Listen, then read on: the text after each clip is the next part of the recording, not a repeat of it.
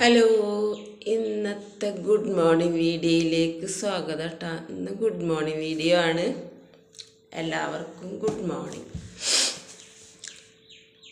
ഇന്നത്തെ സംസാര വിഷയം വേറൊരു സംഭവമാണ് കേട്ടോ.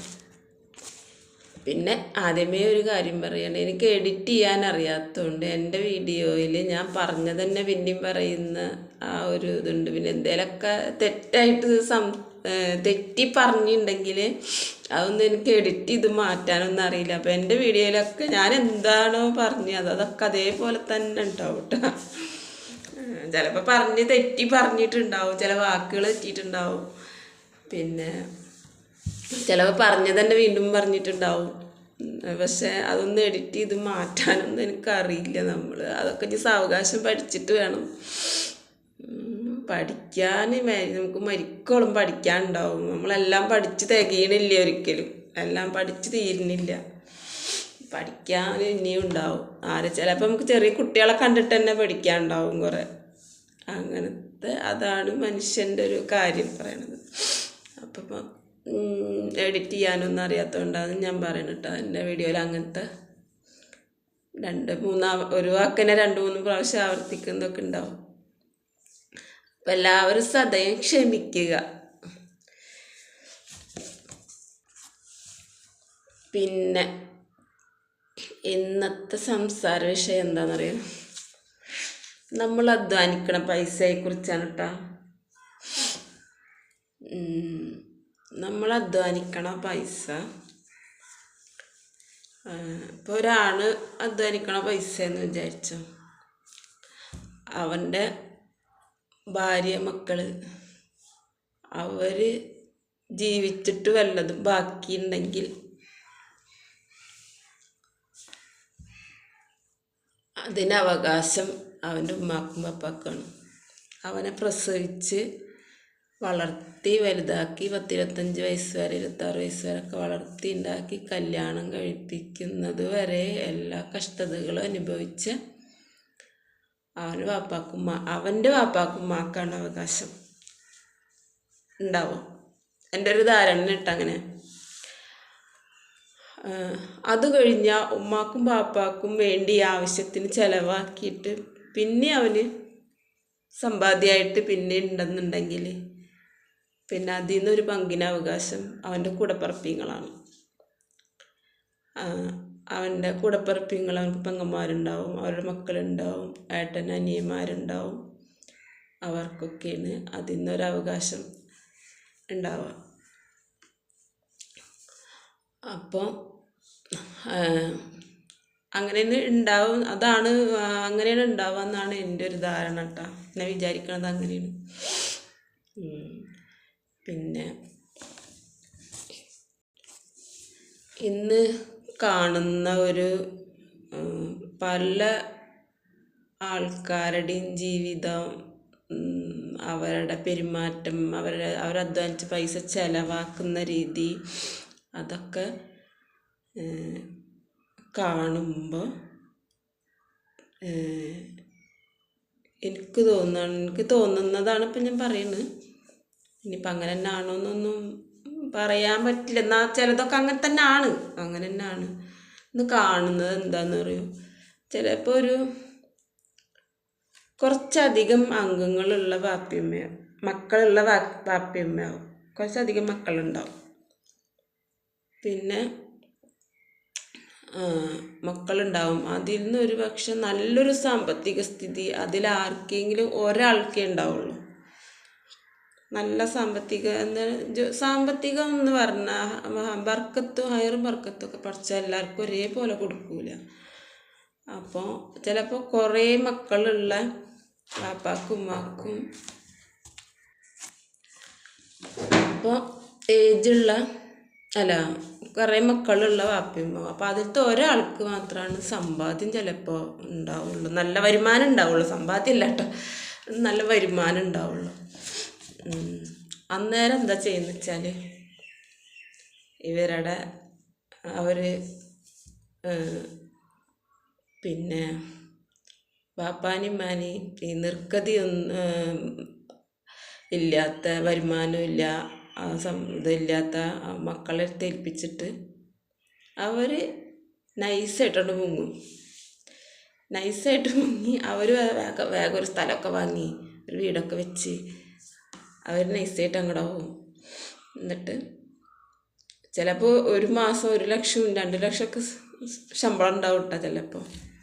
അതൊക്കെ ബാപ്പാക്കും ഉമ്മാക്കും മനസ്സ് ഭ്രാവുണ്ടാന്ന് പറഞ്ഞിട്ട് 1000-500 കൊടുത്ത് ബാക്കി അവർ കൊണ്ടിട്ട് അവർ വലിയ വീട് വെക്കണ്, മതിൽ കെട്ടണ്, പറമ്പിൽ ടൈല് വിരിക്കണ്, പിന്നെ കോട്ടേഴ്സ് പണിയണ്, പിന്നെന്താ പറയണ്, അങ്ങനെ അതൊക്കെ ആർഭാടായിട്ട് മക്കളായിട്ട് ജീവിക്കണ്, ഗൾഫിൽ പോണ്, വരണ, ടൂറ് പോണ്,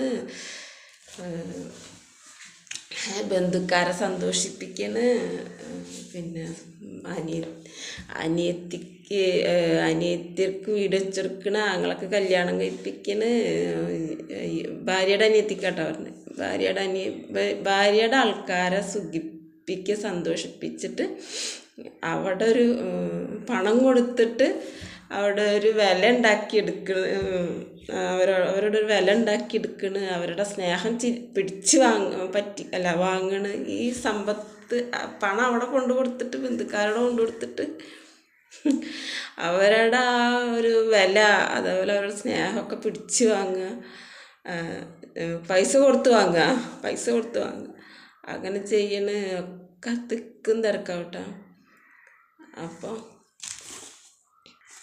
അതേസമയം ഇവിടെ ഉമ്മയും ബാപ്പയും രോഗങ്ങൾ കൊണ്ടും വിഷമിക്കും. പിന്നെ മറ്റുള്ള മക്കളുടെ വിഷമങ്ങൾ കണ്ടിട്ട് അവർ ഭാര്യയും മക്കളും കുടുംബം പെൺകുട്ടികളുണ്ടാവും, അവരുടെ വിഷമങ്ങളൊക്കെ കണ്ട് സഹായിക്കാൻ പറ്റാതെ ഇതാക്കാൻ പറ്റാതെ അവരെ കാര്യങ്ങളൊന്നും എന്തെങ്കിലും ഒന്നും അവർക്ക് വീടില്ലാത്ത രോഗങ്ങൾ വന്നിട്ടും അങ്ങനെയൊക്കെ ആയിട്ട് ആ രീതിയിൽ പല രീതിയിൽ ഭക്ഷണത്തിന് വകയില്ലാഞ്ഞിട്ടും കഠിനാധ്വാനം ചെയ്തിട്ടും അങ്ങനെയൊക്കെ ജീവിക്കുന്നുണ്ടാവട്ടെ. അങ്ങോട്ടൊന്നും മൈൻഡേ ചെയ്യില്ല. അങ്ങനെ ഒരു സംഭവം അങ്ങനെ ഉണ്ട്. എനിക്കിങ്ങനെ ഇത്രയും കൂടപ്പിറപ്പിങ്ങളുണ്ട്, അവർ കഷ്ടപ്പെടുന്നുണ്ട്, അങ്ങോട്ട് ശ്രദ്ധിക്കേയില്ല, ആ വശത്തേക്ക് ശ്രദ്ധിക്കില്ല.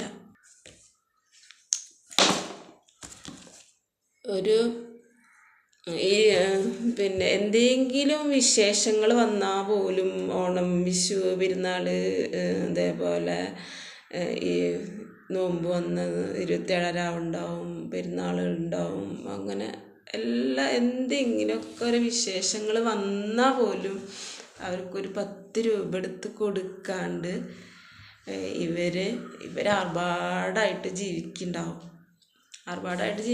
ഓരോ ബന്ധുക്കാർ വരുന്ന് പോണ്, വിരുന്ന് വെക്കണ്, സൽക്കാരം വെക്കണ്, ബിരിയാണി വെക്കണ, കൊടുക്കണ, അങ്ങനത്തെ ഒക്കെ കാര്യങ്ങളുണ്ടാവും.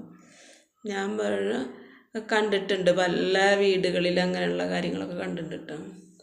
അപ്പം ഞാൻ പറയണെന്താണെന്നറിയോ, ഈ ബന്ധുക്കാർ ഇപ്പോൾ ഒരുത്തുനിന്നൊരു കല്യാണം, ഒരാളെടുത്തിപ്പോൾ നല്ലൊരു വരുമാനമുള്ള ഒരാളെടുത്തുനിന്ന് കല്യാണം കഴിച്ച് കഴിഞ്ഞാൽ അവന് വരുമാനം ഉണ്ടെങ്കിൽ അവൻ്റെ ബന്ധുക്കാരുണ്ടാവും ഇഷ്ടം പോലെ.